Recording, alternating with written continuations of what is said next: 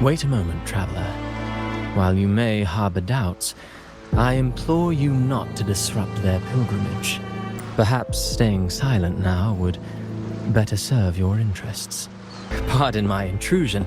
Allow me to introduce myself. I am Cristoforo, a modest playwright, visiting Ragunna in search of inspiration for my latest work. A pleasure to make your acquaintance.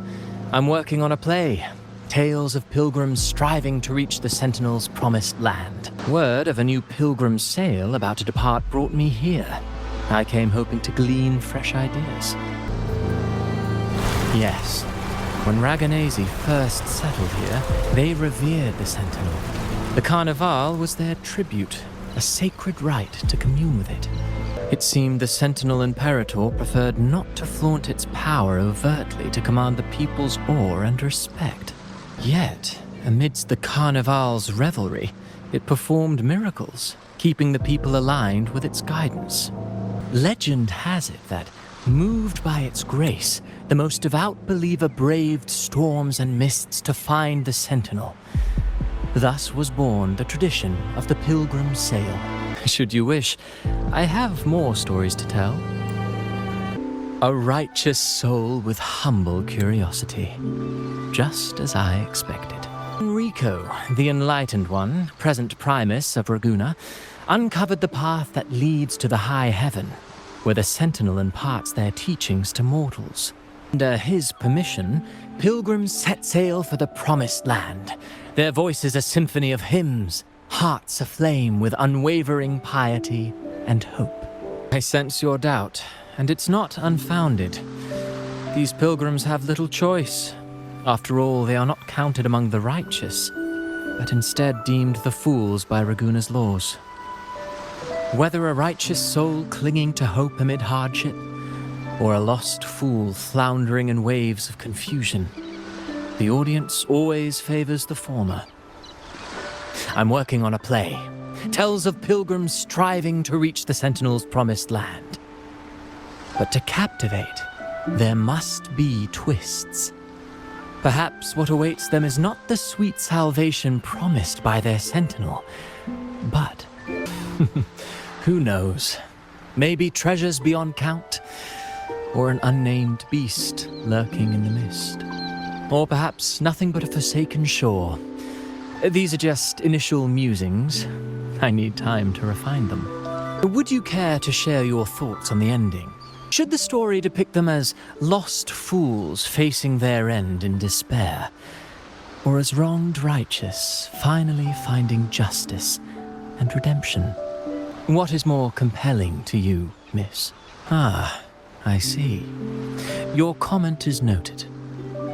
Until the Carnival, guest from afar, I hope you enjoy the show. Ah, we meet again, valiant champion of the foreign land. Our paths intertwine once more. A result of Imperator's divine intervention. Don't you agree? Pardon me, but this lady by your side seems rather familiar.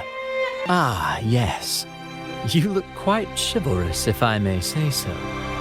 Yet, with your weary face, I'm afraid I can only dub you the sorrowful knight. Ah, no need for the formalities. Allow me to reintroduce myself. I am Cristoforo, a humble playwright grappling with modern trends. Delighted to meet you. Actually, I've been working on a script about the Blessed Maiden lately. The well-known martyred maiden, Fleur-de-Lis. Her brave sacrifice during the dark tide saved Ragunna many years ago. Sacred maiden perished just as the curtain fell, lying in the center of the sanctuary where spotlights converged. I've longed to capture that tragic scene in a play.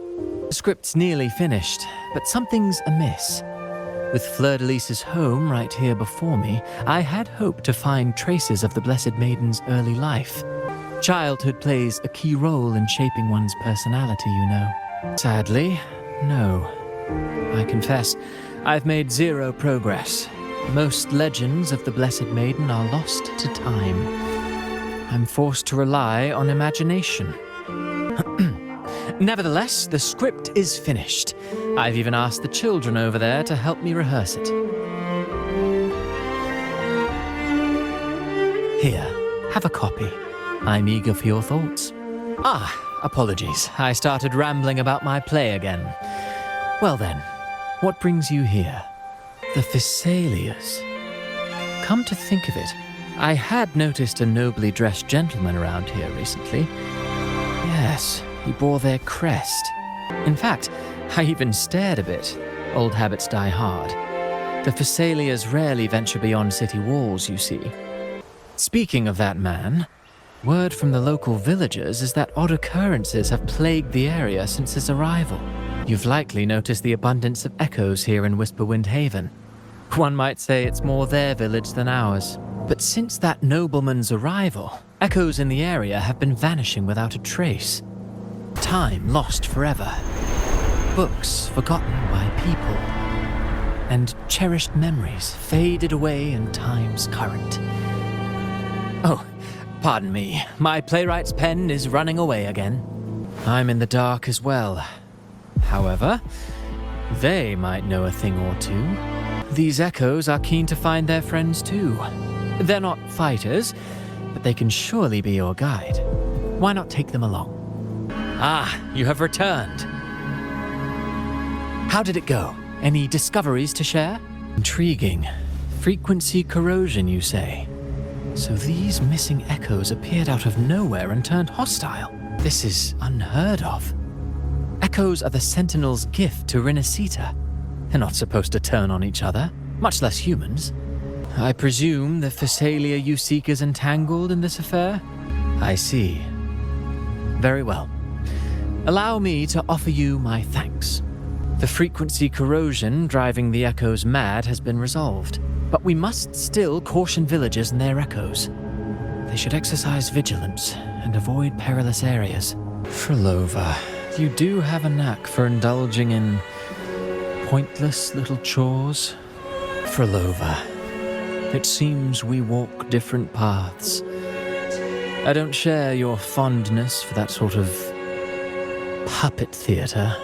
I merely place the characters on their stage and they act out their fates, driven by their own volition to remain courageous amidst absurdity. To pursue a spark of divine grace, this, to me, is the truest essence of humanity. Don't you think? Even the most pristine cadence of death pales beside the untamed, fervent, and tenacious spirits of the living. In their journey, they resolutely overcome all obstacles they pursue, they tear, they burn, simply because they desire to. I think you should leave your secluded mansion.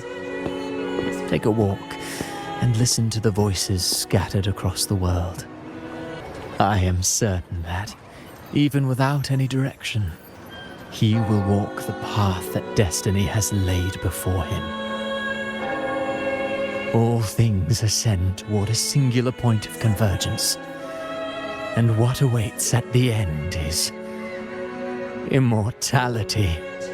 Before the tides of fate, we are all but humble servants.